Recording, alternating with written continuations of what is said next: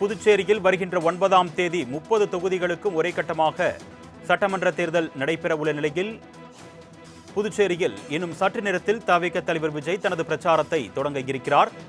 அண்மை செய்தியாக பார்த்துக் கொண்டிருக்கிறோம். கூடுதல் விவரங்களை செய்தியாளர் தன்ராஜ் வழங்க நாம் கேட்கலாம். வணக்கம் தன்ராஜ், புதுச்சேரிக்கு வருகை தந்திருக்கக்கூடிய தவிக தலைவர் விஜய் முதற்கட்டமாக எந்த பகுதியில தேர்தல் பிரச்சாரத்தை தொடங்க இருக்கிறார்? என்னென்ன ஏற்பாடுகள் செய்யப்பட்டிருக்கு? நிச்சயமாக, அதாவது புதுச்சேரியில் உள்ள 30 சட்டமன்ற தொகுதிகளுக்கும் வருகின்ற 9ஆம் தேதி ஒரே கட்டமாக தேர்தல் நடைபெறுகிறது. இதனையொட்டி புதுச்சேரியில் தீவிர வாக்கு சேகரிப்பு வேட்பாளர்கள் ஈடுபட்டு வருகின்றனர். அவர்களை ஆதரித்து தமிழக மற்றும் தேசிய தலைவர்களும் புதுச்சேரியில் முகாமிட்டு தேர்தல் பரப்புரையில் மேற்கொண்டு வருகின்றனர். இந்த நிலையில் தமிழக வெற்றி கழகத்தின் சார்பில் புதுச்சேரியில் போட்டியிடும் வேட்பாளர்களை ஆதரித்து அக்கட்சியின் தலைவரும் நடிகருமான விஜய் இன்னும் சற்று நேரத்தில் புதுச்சேரியில் பரப்புரையை மேற்கொள்ள உள்ளார். புதுச்சேரியில் மொத்தம் 3 இடங்களில் இவர் பரப்புரை செய்ய உள்ளார். முதலில் தட்டாஞ்சாவடி கமிட்டி பகுதியில் இந்த பரப்புரையானது தொடங்க இருக்கிறது. இந்த பகுதியில் தட்டாஞ்சாவடி, காமராஜர் நகர், இந்திரா நகர், கதிர்காமம் உள்ளிட்ட 12 தொகுதி வேட்பாளரை ஆதரித்து முதல் கட்டமாக இந்த பகுதியில் தனது பரப்புரையை மேற்கொள்ள உள்ளார். அதனைத் தொடர்ந்து வெங்கடசுப்ப ரெட்டியார் சிலை மற்றும் தவளகுப்பம் சந்திப்பு அருகேயும் இந்த பரப்புரையை மேற்கொள்ள உள்ளார். மேலும் காலை 10 மணி முதல் 1 மணி வரைவே இந்த பரப்புரைக்கு அனுமதியானது வழங்கப்பட்டுள்ளது. அதன் பிறகு அந்த 1 மணிக்குள் அவர் பரப்புரையை முடித்துக் கொண்டு புறப்பட வேண்டும் எனவும் தெரிவிக்கப்பட்டுள்ளது.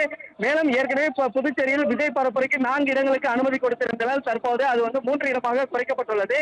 நேரமின்மை காரணமாக வில்லியனூரில் நடைபெறும் இந்த பரப்புரையானது ரத்து செய்யப்பட்டுள்ளதாகவும் தகவல்கள் வெளியாகியுள்ளன.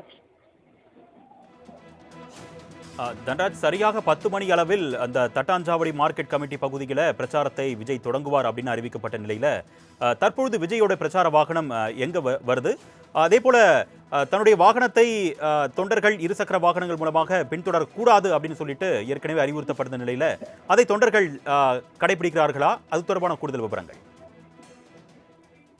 நிச்சயமாக, புதுச்சேரியில் பரப்புரையை மேற்கொள்வதற்காக காலையில் சென்னையிலிருந்து விஜய் தனது பரப்புரை வாகனத்தில் புறப்பட்டு விட்டார். தற்போது புதுச்சேரியின் மாநில எல்லை பகுதியான அந்த மரக்காணம் தாண்டி புதுச்சேரி எல்லை பகுதிக்குள் வந்து கொண்டிருக்கிறார். ஏற்கனவே ஒவ்வொரு முறையும் அவர் செல்லும் போது அவருடைய வாகனத்தை ரசிகர்களும் தொடர்ந்து பின்தொடர்ந்து வருவதால் பல்வேறு விபத்துகள் ஏற்படுவதால் தனது வாகனத்தை தொடரக்கூடாது எனவும் தெரிவித்துள்ளார்.